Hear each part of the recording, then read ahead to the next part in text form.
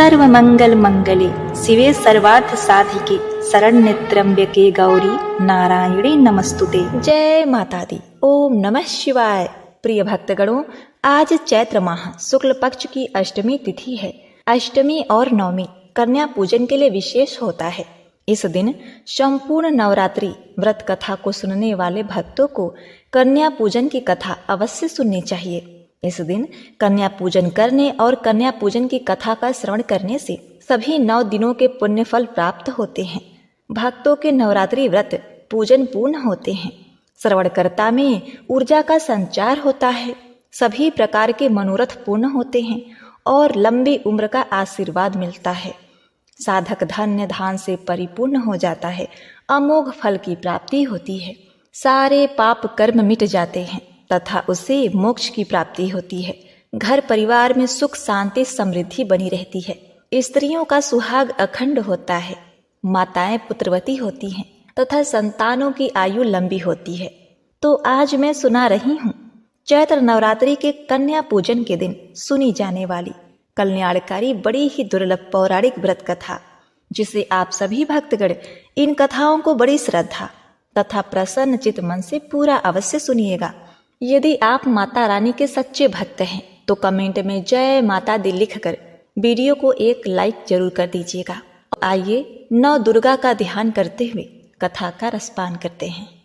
एक बार इंद्रदेव ने भगवान ब्रह्मा से माँ दुर्गा को प्रसन्न करने के लिए उपाय पूछा, तो ब्रह्मा जी ने सुझाव दिया कि कुमारी कन्याओं का पूजन करें और उनको भोजन कराएं तथा कथा का श्रवण करें।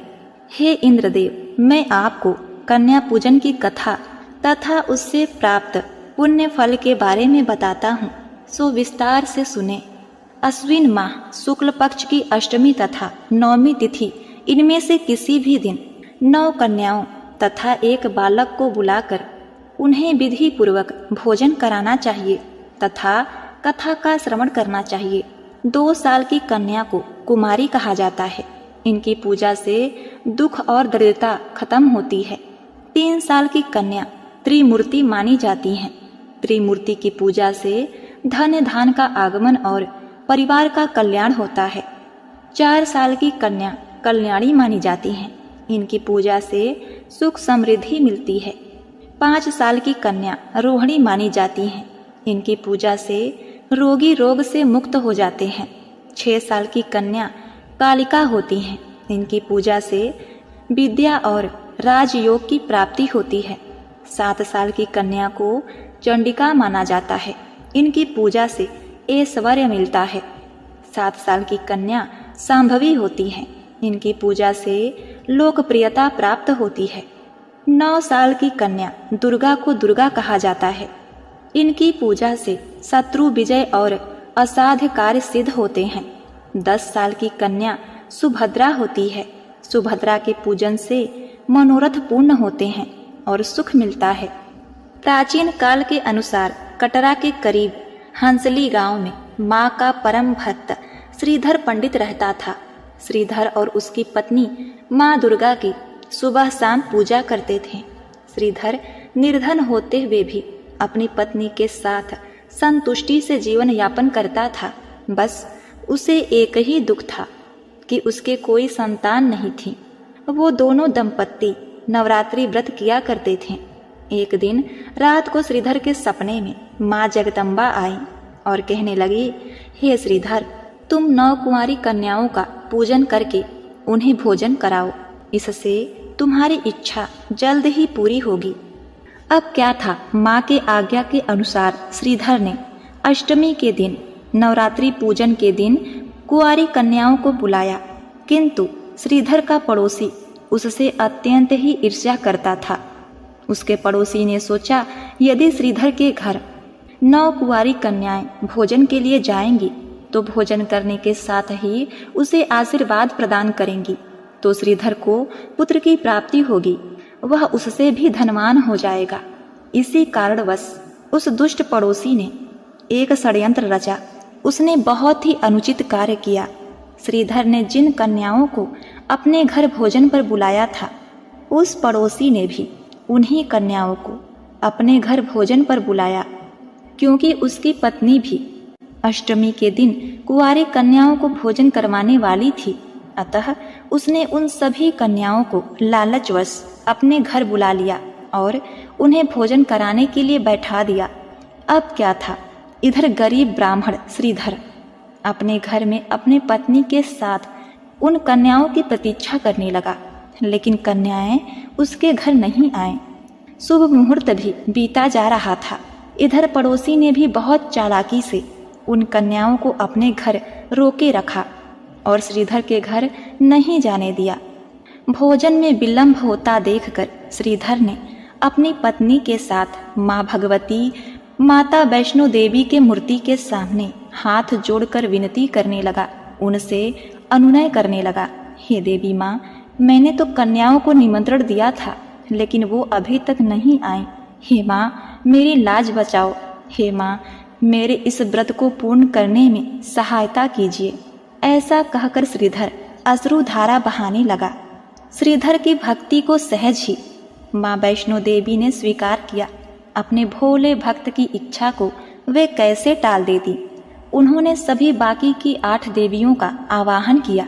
त्रिमूर्ति, कल्याणी, रोहिणी, कालिका, चंडिका, सांभवी, दुर्गा, सुभद्रा, वराही, इन सभी देवियों का आवाहन करके माँ वैष्णो देवी महाबली हनुमान जी का आवाहन करती हैं और उन्हें अपने साथ लंगुरिया बनाकर ले जाती हैं। अपने घर 9 कुंवारी कन्याओं को आया देखकर श्रीधर बहुत ही हर्षित हुआ। उसने बड़ी ही श्रद्धा तथा भक्ति भाव से 9 देवियों के चरण को धोया तथा लंगुरिया रूप में हनुमान जी के चरण को भी धोया। उसके बाद बड़ी ही भक्ति भाव से श्रीधर ने अपनी पत्नी के साथ मिलकर 9 देवियों का श्रृंगार किया, उनका पूजन किया, उन्हें चुनरी उठाया, प्रेम से भोजन परोसकर अपने हाथों से पंखे का हवा झेलते हुए माता को भोजन करवाया तथा विधि पूर्वक उन्हें दक्षिणा देकर विदा करने लगा। अन्य कन्याएं तो चली गईं, किंतु माँ वैष्णो देवी नहीं गई। तब श्रीधर की पत्नी ने कहा, हे कन्या, क्या तुम्हें अपने घर जाने की जल्दी नहीं है? सारी कन्याएं तो चली गई। यह सुनकर कन्या हंसकर बोली, मैं आपके घर में भंडारा और ब्राह्मण भोजन करवाना चाहती हूँ। हे श्रीधर, तुम मुझसे जो भी मांगना चाहो वो आशीर्वाद मांग सकते हो। श्रीधर ने कहा, हे माता, हे कन्या, यदि आपकी यही इच्छा है तो माँ भगवती की इच्छा समझकर आप मुझे यह आशीर्वाद दीजिए कि मैं माँ वैष्णो देवी का साक्षात दर्शन कर सकूं और मुझे पुत्र की प्राप्ति हो। यह सुनकर माँ वैष्णो देवी ने श्रीधर को आशीर्वाद दिया और कहा, मैं आपके घर भंडारा और ब्राह्मण भोज करवाना चाहती हूँ। आप ब्राह्मणों को भंडारे का निमंत्रण दें और साथ ही पूरे गांव के लोगों को भी बुलाइए। अगर आप ऐसा करेंगे तो आपको माता वैष्णो देवी का दर्शन होगा और आपको पुत्र की प्राप्ति होगी। श्रीधर ने उस दिव्य कन्या की बात मान ली और आसपास के गांवों में भंडारे का आदेश पहुंचा दिया। लौटते समय गोरखनाथ और भैरव जी को भी उसके चेलों सहित न्योता दे दिया। सभी अतिथि हैरान थे कि आखिर कौन सी कन्या है जो इतने सारे लोगों को भोजन करवाना चाहती है। भैरवनाथ एक प्रसिद्ध तांत्रिक था और वह सभी सिद्धियों पर नियंत्रण रखने के लिए माना जाता था और भैरव को अपनी शक्ति का अभिमान था। भंडारे का दिन आ गया। सभी लोग श्रीधर की कुटिया की ओर चले आने लगे। लोगों को आता देखकर श्रीधर और उसकी पत्नी घबरा गए, क्योंकि अभी तक लोगों को भोजन करवाने के लिए कुछ भी नहीं बना था। दोनों दंपति माता की मूर्ति के सामने जा खड़े हुए और माँ की आराधना करने लगे। माँ की आराधना करते करते दोनों दंपति वहाँ पर सो गए। इतने में उनको एक दिव्य आवाज आई, हे श्रीधर, तुम घबराते क्यों हो? देखो, भंडारे के लिए सारा भोजन बन गया है।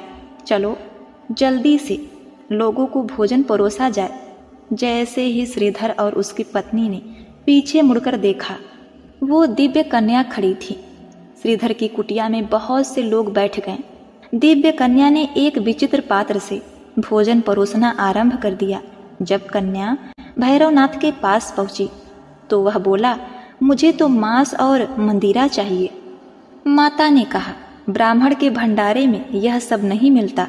कन्या के दृढ़ स्वर को सुनकर भैरवनाथ ने जिद पकड़ ली, किंतु माता उसकी चाल भाप गई। वह पवन का रूप धारण करके त्रिकुट पर्वत की ओर उड़ चली। भैरवनाथ जी उनके पीछे गए। माना जाता है कि माँ की रक्षा के लिए पवन पुत्र हनुमान भी थे। मान्यता के अनुसार उस वक्त श्री हनुमान जी माता की रक्षा के लिए उनके साथ ही थे। हनुमान जी को प्यास लगने पर माता ने उनके अनुग्रह पर धनुष से पहाड़ पर वार चलाकर एक जलधारा निकाला और माता ने उस जल में अपने केस धोए। आज वही पवित्र जलधारा बाण गंगा के नाम से जानी जाती है, जिसके पवित्र जल का पान करने या इसमें स्नान करने से श्रद्धालुओं की सारी थकावट और तकलीफें दूर हो जाती हैं।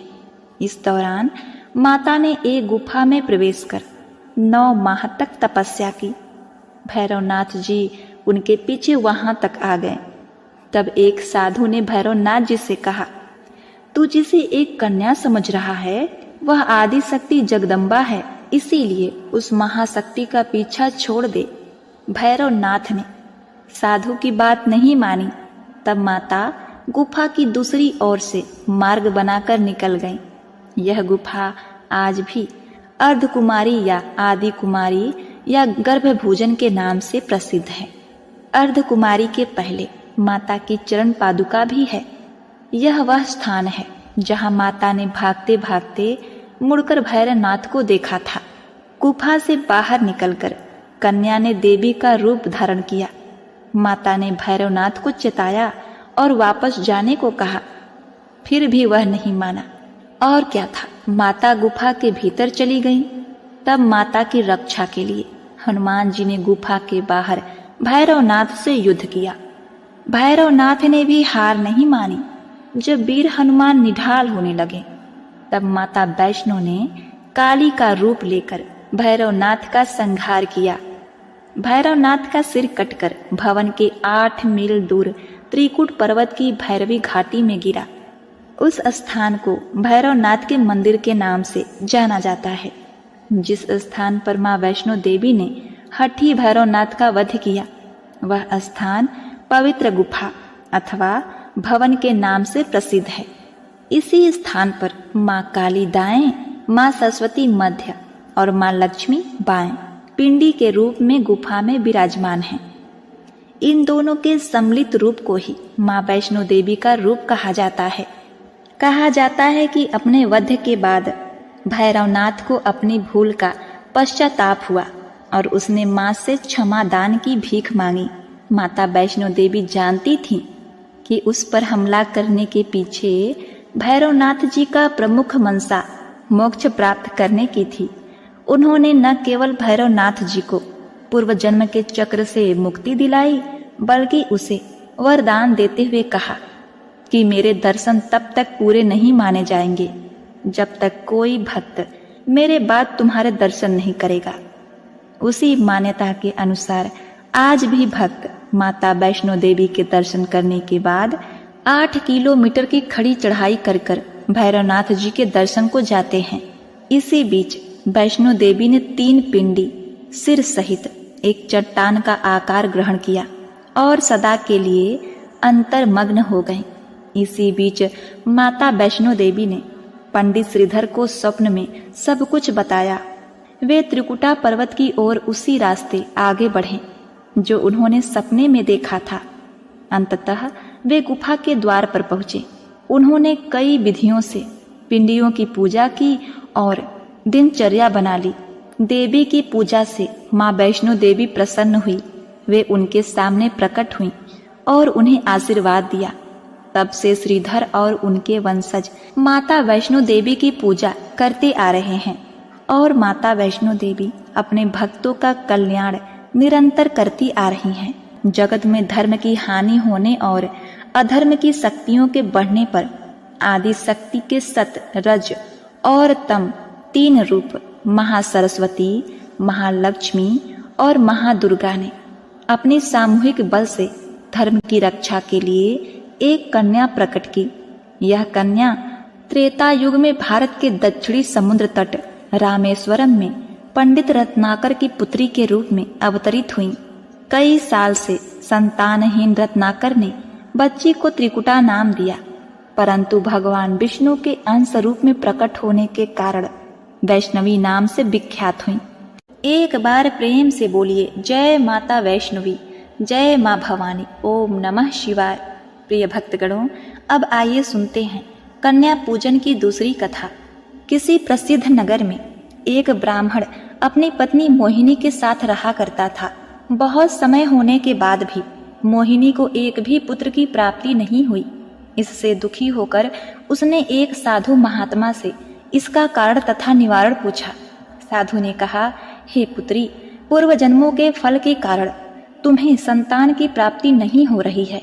यह सुनकर मोहिनी ने कहा, हे महात्मन, कृपया करके इसका कोई उपाय बताइए, विधि व्रत तथा हवन पूजन बताइए। यह सुनकर उस महात्मा ने कहा, हे पुत्री, आने वाले 4 दिन के बाद नवरात्रि का आरंभ हो रहा है। तुम नवरात्रि का व्रत रखो और अष्टमी के दिन 9 कन्याओं को विधि पूर्वक भोजन करवाओ। विधि पूर्वक भोजन करवाने के बाद उन्हें यथाचित दक्षिणा देकर विदा करो और अपने व्रत को पूर्ण करो। ऐसा करने से तुम्हें पुत्र की प्राप्ति होगी। यह कह के ब्राह्मण वहां से चले गए। यह सब सुनने के बाद मोहिनी ने नवरात्रि का व्रत आरंभ किया तथा नवरात्रि के अष्टमी को उसने 9 कन्याओं को अपने घर में भोजन के लिए आमंत्रित किया। अब 16 श्रृंगार और स्वर्ण आभूषण से सजी धजी मोहिनी उस दिन धूमधाम से दुर्गा अष्टमी की पूजा की तैयारी करने लगी। कन्याएं आ चुकी थीं और ब्राह्मणी मोहिनी उन सभी को आलता लगाकर, चुनरी पहनाकर, हलवा पूरी का भोजन परोसने की तैयारी अपनी नौकरानी को आदेश दे देकर कर रही थी। वहीं सामने के दरवाजे के ओट में खड़ी नौकरानी की 7 वर्षीय पुत्री लालायित से सब कुछ देख रही थी। अकस्मात मोहिनी की नजर उस पर पड़ती है और वो चिल्ला पड़ती है, ये लड़की यहाँ दरवाजे पर क्यों खड़ी है? क्या देख रही है? नजर लगाएगी क्या मेरी कन्याओं को? जा भाग अंदर और अपनी माँ की मदद कर। नौकरानी ने जब मालकिन की रौबदार आवाज में अपनी बेटी को डांटते हुए सुना तो वह दौड़कर आई और हाथ पकड़कर खींचते हुए अंदर ले गई। बच्ची रुआसी हो गई। कन्याएं भोजन करके जा चुकी थीं। रात में थकान होने के कारण मोहिनी गहरी नींद में सो रही थी। अचानक उसने एक सपना देखा कि घर के जिस दरवाजे पर नौकरानी की बेटी ललचाई नजरों से कन्या पूजन होते देख रही थी और उसने उसे डांटकर भगा दिया था, उसी दरवाजे पर लाल जोड़े और श्रृंगार से सुसज्जित किंतु क्रोधित रूप में देवी माँ खड़ी हुई हैं। अचानक डर के मारे उस ब्राह्मणी की निद्रा टूट गई। उसे अपनी गलती का एहसास हो चुका था और वह बेसब्री से नौकरानी की और उसकी पुत्री का इंतजार करने लगी। उसे कल की गलती का प्रायश्चित जो करना था। जब उसकी नौकरानी और उसकी पुत्री उसके घर काम के लिए आईं, तो ब्राह्मणी ने बड़े ही प्रेम से 9वीं के दिन उसके लिए भोजन बनाया और उस कन्या के पांव को धोकर उसका श्रृंगार किया, उसे भोजन कराया और जाते समय यथाचित दक्षिणा देकर उसे नमस्कार किया तथा अपनी गलती के लिए उसने क्षमा याचना की। कुछ दिनों बाद वह ब्राह्मणी गर्भ से हो जाती है। माता रानी की कृपा